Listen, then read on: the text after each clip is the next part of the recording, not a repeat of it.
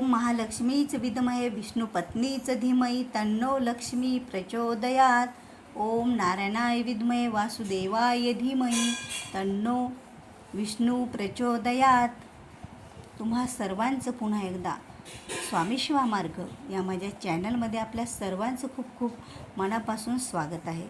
पुन्हा एकदा स्वामी भक्तांनो, तुमच्यासाठी दीपावली लक्ष्मीपूजन कसं करावे, त्याची योग्य पद्धत कोणती आणि लक्ष्मीपूजनामध्ये कोणत्या पूजा कधी कराव्या आणि पूजा मांडणी कशी करावी, अशा प्रकारच्या पूजा मांडणीने आपल्या घरावर अखंड लक्ष्मी मातेचा वास राहतो। लक्ष्मी माता आपल्या घरामध्ये सदैव निवास करतात। तर पूजा करण्याची अशी ही योग्य पद्धत आणि या पद्धतीतच तुम्ही पूजा करायची आहे। तर चला आपण पूजेला सुरुवात करूया। पूजा कशी करायची ही माहिती आपण जाणून घेणार आहोत। त्यामुळे जर चॅनलवर नवीन असाल तर चॅनलला सबस्क्राईब करायला विसरू नका। यामुळे तुम्हाला पूर्ण व्हिडिओ हा संपूर्ण बघता येईल आणि नवीन व्हिडिओ हा तुमच्यापर्यंत सर्वात अगोदर पोहोचेल। तर आता लक्ष्मीपूजन हा दिवाळीमधील विशेष आणि असा महत्त्वाचा दिवस समजला जातो। आपण व्यावसायिक असो, आपण गृहिणी असो किंवा आपण कुठल्याही क्षेत्रात काम करत असो, पण आपल्याकडे दिवाळीच्या या काळामध्ये लक्ष्मीपूजन हे केलं जातं आणि हे लक्ष्मीपूजन या दिवशीचं आपल्याला वर्षभर लक्ष्मी प्राप्ती करून देत असतं। तर ही लक्ष्मी प्राप्ती करून देणारी ही सेवा, ही पूजा मांडणी कशी करावी, तर याची माहिती आपण जाणून घेऊया। त्यामुळे व्हिडिओ हा नक्कीच शेवटपर्यंत बघा। तर चला तर पूजा मांडणीची आपण सुरुवात करूया। मांडणीत काय आणि कशाबद्दल आणि कुठे आणि का मांडलं आणि यावर सर्व चर्चा आपण करायची आहे।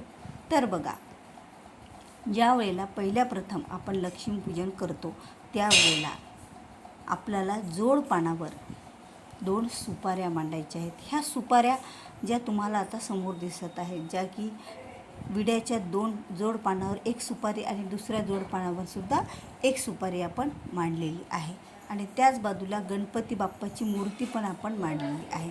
तर बघा, गणपती बाप्पाची मूर्ती आणि जोड सुपारी ह्या दोन्ही गोष्टी आपल्याला त्या कलशाच्या उजव्या बाजूला आपण मांडलेले आहेत। तर कलशाच्या उजव्या बाजूला गणपती बाप्पा आपण मांडलेले आहेत। तर हे गणपती बाप्पाची पूजा आपल्याला पहिल्या प्रथम अभिषेक करून गणपती बाप्पाला तिथे पूजा करून घ्यायची आहे आणि त्यानंतर आपल्याला जोड पानावरची ही जी पहिली सुपारी आहे ती कुबेर देवतेची सुपारी आहे। कारण आपण जे काही शरद पौर्णिमेच्या दिवशी, कोजागिरी पौर्णिमेच्या दिवशी या 2 सुपाऱ्यांची पूजा केली होती, एक लक्ष्मी स्वरूपात आणि एक कुबेर स्वरूपात। अशा ह्या 2 सुपाऱ्या तेव्हाच्याच आता आपल्याला या जोडपानावर अगोदर मांडणी करून घ्यायची आहे।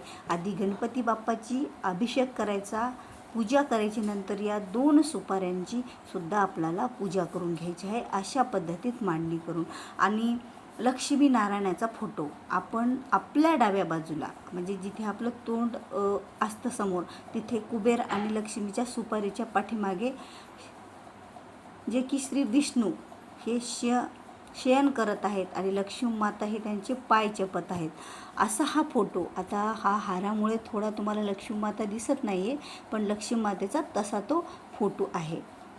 त्यामुळे लक्ष्मी आणि नारायणाचा असा हा फोटो आपल्या डाव्या बाजूला आणि पूजेच्या उजव्या बाजूला आपल्याला ठेवायचा आहे आणि त्याची पूजा करून घ्यायची आहे। मुख्य हे 2 देवतांची पूजा आणि यांच्यासमोर जे काही आपण प्रसाद स्वरूपात ठेवलेलं आहे ते प्रसाद स्वरूपात आपल्याला जे की आपण महालक्ष्मीचं फराळाचं पूर्ण, त्यानंतर एक सोललेला नारळ ठेवलेला आहे, त्यानंतर बाजूला एका खोबऱ्याच्या मोठ्या वाटीमध्ये, खोबऱ्यामध्ये आपल्याला लाह्या ठेवलेल्या आहेत, ज्या की तांदळाच्या, आणि खडी साखर आपण ठेवलेली आहे। अशा प्रकारे आपल्याला ही मांडणी अगोदरच पूजेच्या करून घ्यायची आहे पूर्ण। नंतर गणपतीची पूजा, नंतर 2 सुपाऱ्यांची पूजा, लक्ष्मी आणि कुबेर, आणि नंतर महालक्ष्मीचा फोटो, त्यांची पूजा आणि हार आणि त्यांना वस्त्र अर्पण करायचं आहे. त्यानंतर आपण कलश स्थापना त्या दोघांच्या मध्ये पूजेच्या मध्यभागी आणि हा सोललेला नारळ ठेवलेला आहे, कारण ह्या पूजेच्या नंतर लक्ष्मीपूजन आणि दिवाळी जेव्हा संपते त्यावेळेला घरातील सर्वांनीच हा नारळ फोडून खायचा असतो. आणि जो कलशाचा नारळ आहे तो तुम्ही फोडून खा किंवा तसाच जरी ठेवला तरीही आपल्या घरामध्ये चालतो.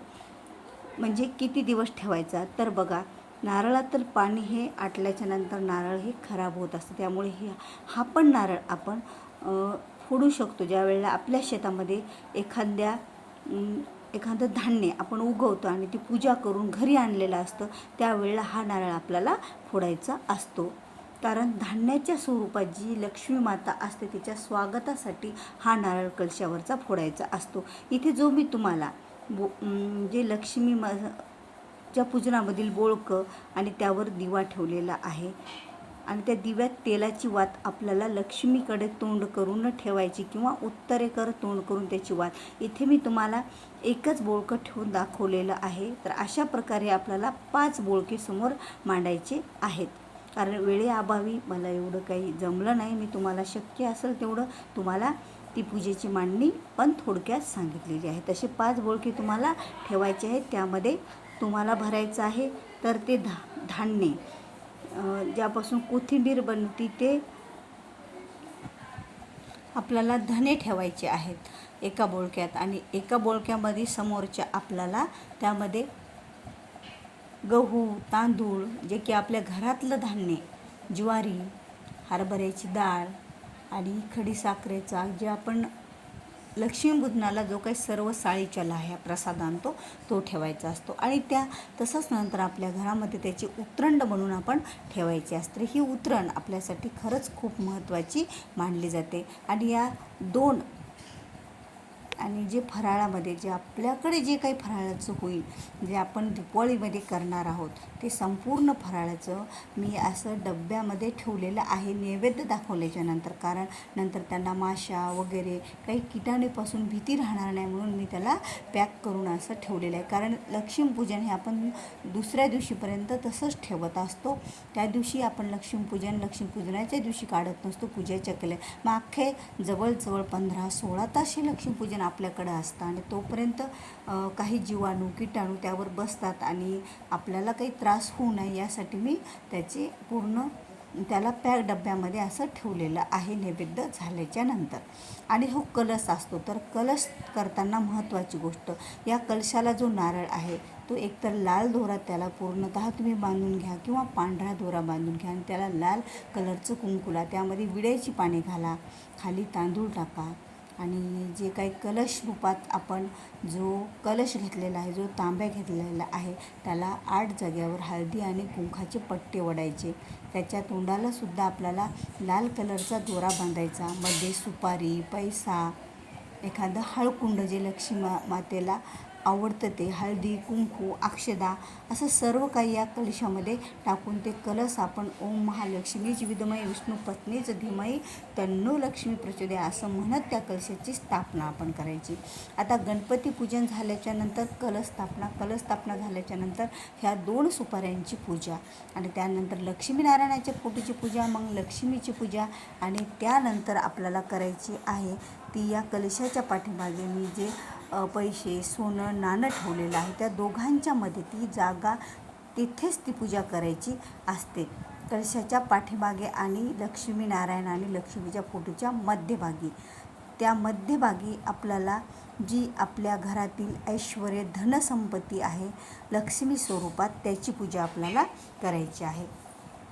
त्यानंतर आपल्या घरातील घंटा आणि शंख हा पण आपल्याला पूजेमध्ये ठेवायचा असतो. आणि जी केरसुणी मी तुम्हाला बाजूला ठेवलेली दिसत आहे ती केरसुणी आपण बाहेरच पूजा करून आणायची असते, इथं त्याची पूजा करायची नसते. आणि कुंभाची स्वास्तिक काढून त्यावरती केरसुणी आपल्याला ठेवायची असते, जे की आपल्या उजव्या बाजूला आणि लक्ष्मी मातेच्या डाव्या बाजूला. अशा तऱ्हेने आपल्याला पूजेची मांडणी करायची आहे. पूजेची मांडणी आणि पूजा, गणपतीचा अभिषेक करून गणपती बाप्पाची पूजा, नंतर लक्ष्मी आणि कुबेर स्वरूपात सुपाऱ्यांची पूजा, त्यानंतर लक्ष्मी नारायणाच्या फोटोची पूजा, त्यानंतर आपण जे काही आपल्याकडे ऐश्वर्य संपत्ती आहे आपली, जे काही आपल्या पैसा अडका सोनं नाणं त्याची पूजा, आणि त्यानंतर आपल्या घरातील लक्ष्मी मातेच्या फोटोची पूजा, असं पूजा सर्व देवीदेवतांची आपल्याला करायची आहे. आणि त्यानंतर आपल्याला आरती करून त्यांना नैवेद्य हा अर्पण करायचा असतो. अशा प्रकारे योग्य प्रकारे ही पूजेची मांडणी करायची आहे, जी मांडणी श्री स्वामी समर्थ सेवा केंद्रातून गुरुमाऊलीने आपल्याला सांगितलेली आहे. ती ही मांडणीची ही योग्य पद्धत आहे. मग तुम्ही ती पाटावर मांडा, खाली एखादा कोरा कपडा टाका, एखादा जाड कपडा टाका, तुमच्याकडे देवाची गादी असेल तर देवाची गादी टाका, पांढरा लाल कोणताही कपडा टाका आणि त्यावर ही पूजा मांडा. नैवेद्यासाठी पाणी घ्या आणि नैवेद्य दाखवल्याच्या नंतर आपल्याला जो नैवेद्य असतो ते घरातल्या सर्वांनी लक्ष्मीपूजनच्या दिवशी आपण खायचा असतो. म्हणजे नैवेद्य जो ताट आपण आता पुरणपोळीचं, हे मी आता सध्या केलेलं नाही, कारण पूर्ण स्वयंपाक म्हणजे पुरणपोळीचा स्वयंपाक, असा हा स्वयंपाक समोर आपल्याला ठेवायचा आहे आणि त्याचा नैवेद्य दाखवून नंतर आपण सर्वांनी तो नैवेद्य आपल्या घरातील आपल्या सर्वांनी तो नैवेद्य हा खायचा असतो. अशा प्रकारे आपल्याला लक्ष्मीपूजनाची मांडणी आणि पूजा करायची आहे. नंतर आपल्याला ज्या काही सेवा करायच्या असतात ते लक्ष्मीनारायण, लक्ष्मी गायत्री मंत्र, विष्णू गायत्री मंत्र, कुबेर गायत्री मंत्र, स्त्री सूक्त 16 वेळा आणि पुरुष सूक्तसुद्धा 1 वेळा, कारण नारायणाच्या आवडीचं पुरुष सूक्त.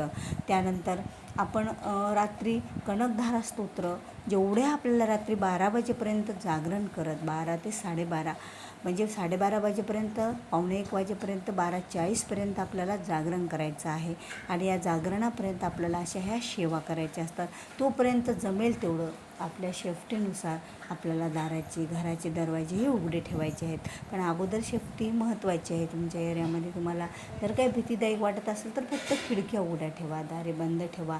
जर तुम्ही संरक्षण स्वतःचं घराचं करून दार उघडे ठेवत असाल तर मेन दरवाजा उघडा